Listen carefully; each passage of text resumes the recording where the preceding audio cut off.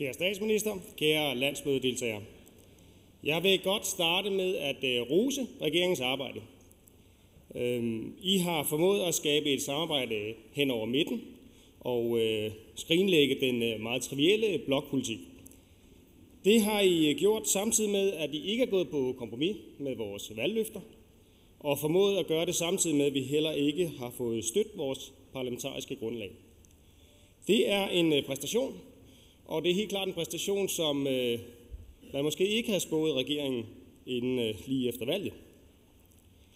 Og en stor del af æren her tillægger jeg faktisk vores formand og hans politiske tæft. Men nu skal det jo ikke være roser det hele. Jeg er jo kommunemand, og på lange stræk så er jeg meget tilfreds med den finanslov, der ligger nu. Men jeg er jo selv sagt ikke lige så begejstret for omprioriteringsbidrag, som Claus Hjort lige har fremlagt.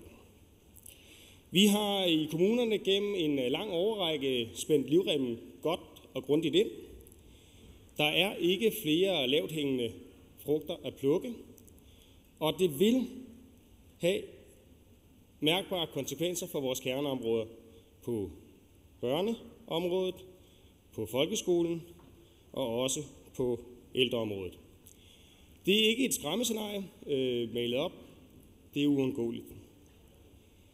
Som venstremand så er jeg jo ganske indforstået med, at vi skal sætte tæring efter næring, og vi ikke øsler med andre folks penge. Og det bringer mig til mit sidste punkt. Vi har som politikere på alle niveauer, det er i byrådet, det er i regionsrådet, og det er også i Folketinget, pligt til at opføre os korrekt og ordentligt. Vores dispositioner, de må aldrig bære præg af, at det er en risikovurdering af, om vi bliver opdaget, men skal til enhver tid stå på et solidt fundament af etik og moral. Tak.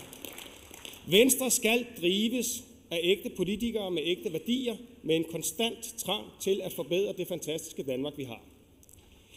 Og der er intet bedre sted end i netop den her sal at komme med den opfordring. For der er intet sted i Danmark samlet så mange mennesker, som rent faktisk kan gøre noget ved det. Og det håber jeg, I vil gøre. Tak for jeres tid.